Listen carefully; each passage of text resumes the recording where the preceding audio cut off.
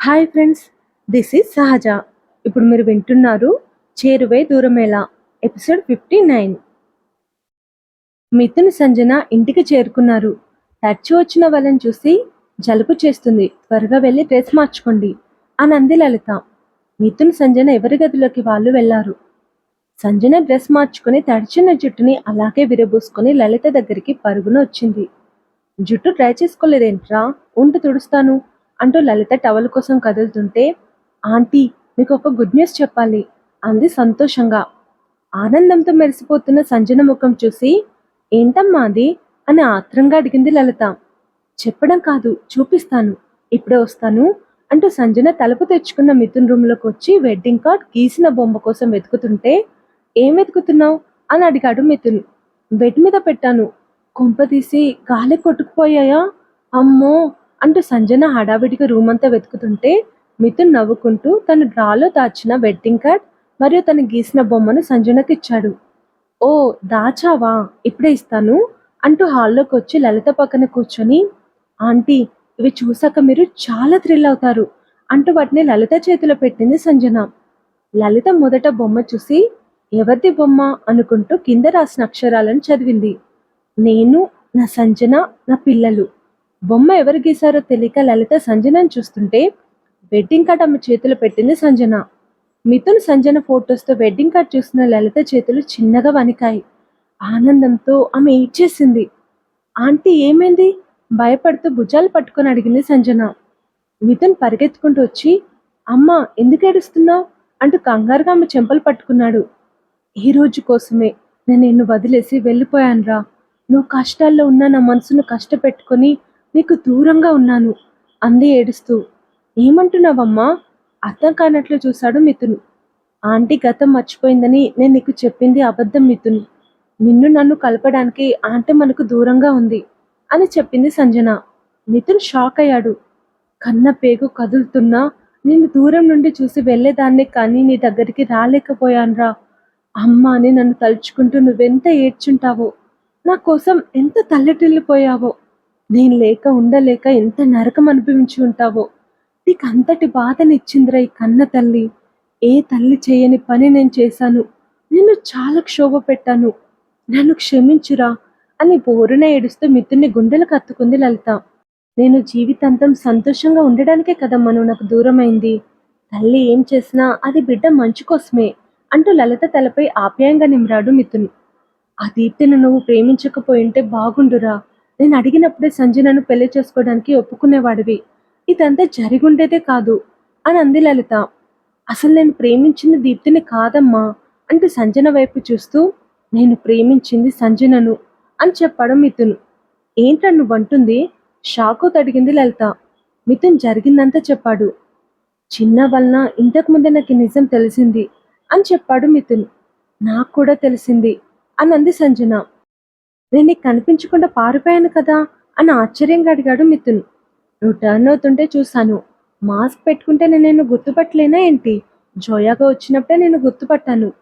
Confirm చేసుకోవడానికి నీ ఫోటోని చూపించి చిన్నాని అడిగాను కూడా అని చెప్పింది సంజన. నువ్వు సంజనను ప్రేమిస్తే మరి దానిని ఇంట్లో నుండి ఎందుకురా గెంటేస్తావు అని అడిగింది లలిత. కాళ్ళు పోయాక అతనికి సంజన మీద ప్రేమ పుట్టినప్పటి నుండి అంతా చెప్పాడు మిథున్. విధి మీ జీవితాలతో ఆడుకుందిరా. ఇప్పటికైనా మీరిద్దరు కలిసి సంతోషంగా ఉండాలి అంటూ ఇద్దరిని కౌగలించుకుని ఇద్దరు బుగ్గ మీద ప్రేమగా ముద్దు పెట్టింది లలిత. మిథున్ కేదో స్ఫురించి, నిఖిల్ని నువ్వే నా దగ్గరికి పంపించావా అమ్మా అని అడిగాడు. సంజనకి నువ్వు సంబంధాలు చూస్తున్నావని తెలుసుకుని అది ఆపడానికి నిఖిల్ నీ దగ్గరికి వచ్చి నేను ఇంప్రెస్ చేసి నువ్వు వాడిని సెలెక్ట్ చేసుకునేలా చేశాడు. మీ ఇద్దరిని కలపడానికి నిఖిల్ ఎంత తాపత్రయపడుతున్నాడు అని చెప్పింది లలిత. నాకు తోడబుట్టిన వాళ్ళు లేరని ఎప్పుడు బాధపడుతూ ఉండేవాణ్ణి. ఇప్పుడు నాకు ఆ బాధ లేదు. నాకు నిఖిల్ ఉన్నాడు, నా తమ్ముడున్నాడు అంటూ మిథున్ సంబరపడ్డాడు. నేను అలా వెళ్ళేసి వస్తాను అంటూ లేచింది లలిత. ఈ టైంలో ఎక్కడికమ్మా? మీరిద్దరు ప్రేమించుకుంటున్నారని అందరికీ చెప్పాలి కదా అంటూ లలిత కదులుతుంటే, ఈ రాత్రి ఎందుకమ్మా, రేపు చెప్పొచ్చు కదా అని అన్నాడు మిథున్. పక్కింటి పొరిగింటి వాళ్ళకు చెప్పొస్తాన్రా అంటూ, సంజన జుట్టు ఆరబెట్టుకో జలుబు చేస్తుంది అని చెప్పి వెళ్ళిపోయింది లలిత. సంజన బాల్కనీ డోర్ దగ్గరికి వెళ్ళి జుట్టును అటు ఇటు అంటూ టవల్తో తుడుచుకుంటూ ఉంటే మిథున్ అమ్మని అలాగే చూస్తూ అమ్మ దగ్గరికి వెళ్ళాడు. మిథున్ రావడం తెలియని సంజన జుట్టును వెనక్కి అనేసరికి తడి జుట్టు మిథున్ మొహం మీద పడింది.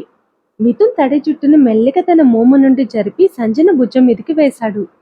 సంజన వెనక్కి తిరుగుతుంటే మిథున్ ఆమె భుజాలను పట్టుకొని ఆమె మెడ మీద ముత్యంలా మెరిసిపోతున్న నీటి బొట్టుపై పెదాలను నిలిపాడు. ఒక్కసారిగా సంజన గుండె జల్లుమంది. ఒక్కొక్కటి నీటి బొట్టుని మిథున్ తన పెదాలతో తుడుస్తూ ఉంటే తమకంతో సంజన గట్టిగా కళ్ళు మూసుకుంది. తలుపు తెరిచిన శబ్దం వినిపించడంతో ఇద్దరు ఉలిక్కిపడి దూరం జరిగారు. మిథున్ కంగారుగా సోఫాలో కూర్చొని ఫోన్లో ఏదో ఒకటి నొక్కుతున్నాడు. సంజన తల తుడుచుకుంటుంది. లోపలికి వచ్చిన లలిత, రండిరా భోజనం చేద్దాం అని అనగానే సంజన రూమ్లోకి వెళ్ళి డ్రయర్తో తల ఆరబెట్టుకొని తన స్టైల్లో హెయిర్ లీవ్ చేసుకొని వచ్చి కూర్చుంది. లలిత 3 ప్లేట్లో వడ్డించి వాళ్ళ ఎదురుగా కూర్చొని తింటూ, రేపు పంతుల్ని పిలిపించి మీ పెళ్లికి ముహూర్తాలు పెట్టిస్తాను అని చెప్పగానే మిథున్ సంజన ఒకరి ముఖంలోకొకరు నవ్వుతూ చూసుకున్నారు. ఈ విషయం నిఖిల్కి చెప్పాలి, ఇప్పుడే ఫోన్ చేసి చెప్తాను అంటూ సంజన నిఖిల్కి ఫోన్ చేయబోతుంటే మిథున్ అమ్మను ఆపి, ఈ టైంలో ఎందుకు చెప్పు, నిఖిల్ అసలే అలసిపోయి ఉంటాడు అని అన్నాడు. నిజమే అంటూ ఫోన్ టేబుల్ మీద పెట్టింది సంజన. ముగ్గురు భోజనం చేసి ఎవరి రూమ్లోకి వాళ్ళు వెళ్లారు. కాళ్ళు కాలిన పిల్లిలాగా రూమ్లోనే ఇద్దరు అటు ఇటు తిరిగి పావుగంట గడిచాక మిథున్ సంజన ఒకేసారి బయటకొచ్చారు. ఇద్దరు ఒకరినొకరు చూసుకొని పరిగెత్తుకుంటూ వెళ్ళి కౌగలించుకున్నారు. ఆంటీ పడుకొని ఉంటుందా? కౌగిల్లోనే అడిగింది సంజన. అమ్మ 5 నిమిషాలకే పడుకుంటుంది, పావుగంట అయింది కదా, ఖచ్చితంగా పడుకొని ఉంటుంది అని చెప్పాడు మిథున్ ఆమెను గట్టిగా కౌగిలించుకుంటూ.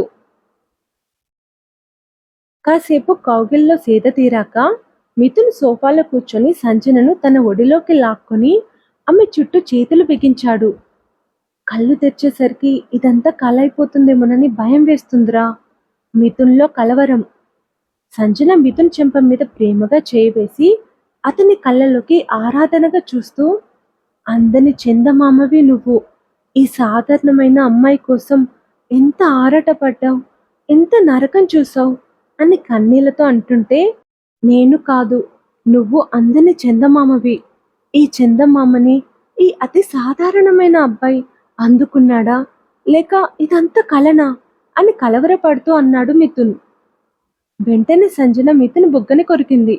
మిథున్ చిన్నగా అరిచి బుగ్గను తడుముతూ, రాక్షసి అన్నాడు అల్లరిగా నవ్వుతున్న సంజనను చూస్తూ. డౌట్ క్లియర్ అయిందా? కళ్ళెగరేస్తే అడిగింది సంజన.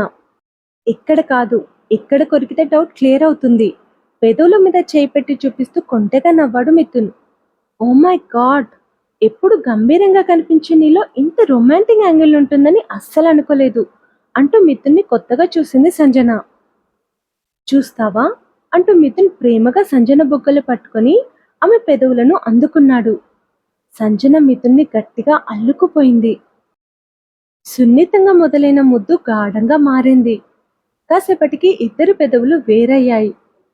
మిథున్ సంజనని తన గుండెలకు హత్తుకొని ఆమె నుదిటి మీద ప్రేమగా చుమ్మించాడు.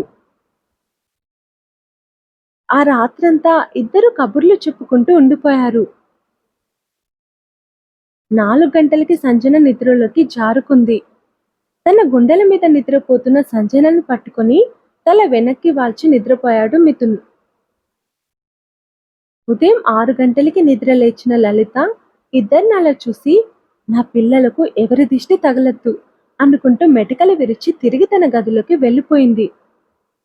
మిథున్కి మెలకువ రావడంతో కళ్ళు తెరిచి తన గుండెల మీద నిద్రపోతున్న సంజనను చూసి ఆమె నుదుటి మీద ప్రేమగా ముద్దు పెట్టి, సంజన అని మెల్లిగా పిలిచాడు.